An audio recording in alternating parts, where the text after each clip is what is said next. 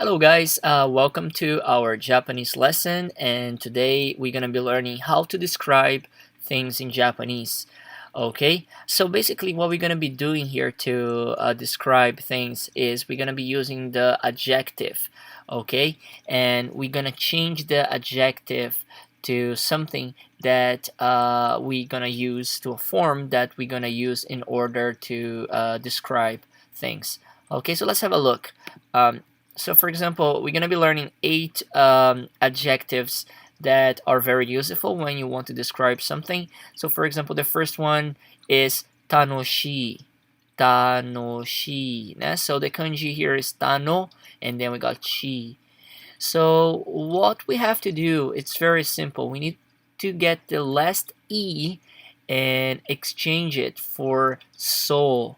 Okay, so you keep the rest of it the same way, and then you add so. Now we have two groups of adjectives. We have the I and na, ne? Ikeyoshi and nakeyoshi. Keyoshi is how we say adjectives. So the ikeyoshi group, always we're gonna be just taking out the e and adding so. Okay.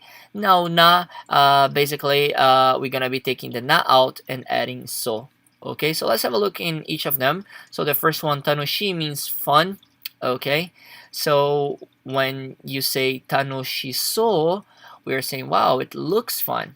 Okay, especially when you wanna do it, like you see, for example, we are watching a video about a parade at Disneyland, for example, and then you look at it, we're like, wow, tanoshiso ne, meaning like, wow, I would like to go there, I would like to experience that thing. So it has that meaning as well. Looks fun, like I want to do it, I would like to try it. Okay, and the number two is omoshiroi. Omoshiroi. So shiroi actually means white. That is an adjective for white things, but omoshiroi is how we say interesting.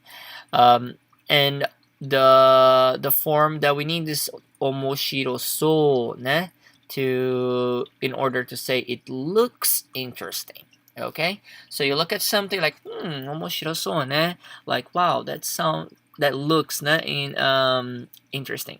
Now here, now I said it sounds actually. So yeah, it could be something that you hear and it makes you wanna do it or makes you wanna try it. So I guess we could translate it as it sounds interesting, especially for omoshiroso, because when we were talking, somebody's talking about something, and so you're not necessarily seeing what they're saying. Let's say I went to Disneyland and I'm telling you all about the parade, so you are not actually watching the parade, you're just hearing the details that I'm telling you. So that's why we could also translate it as it sounds interesting.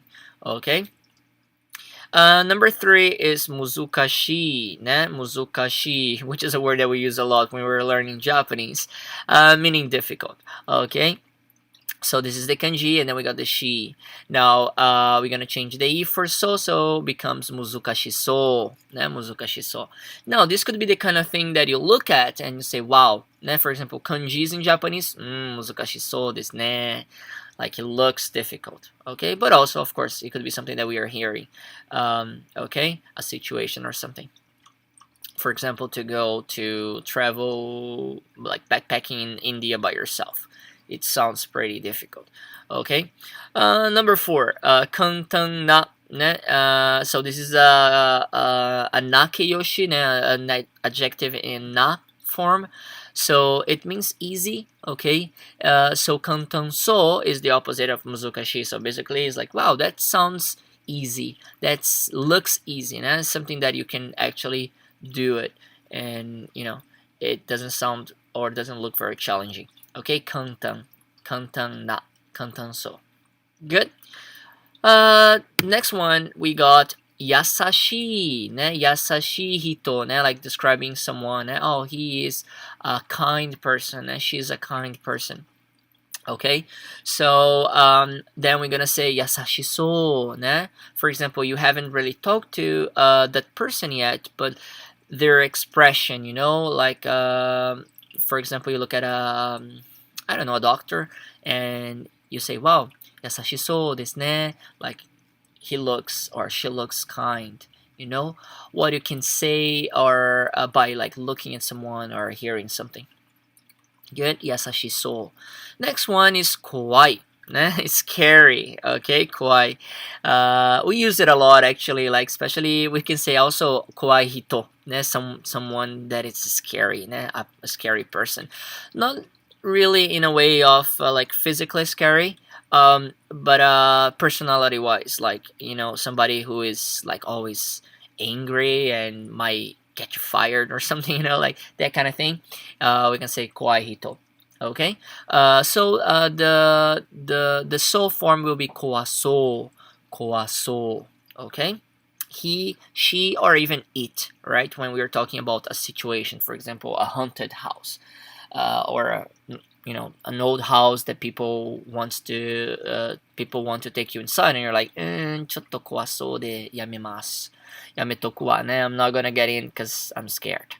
It looks scary. Okay. Number 7 is takai, which is expensive or high. We have two meanings for takai.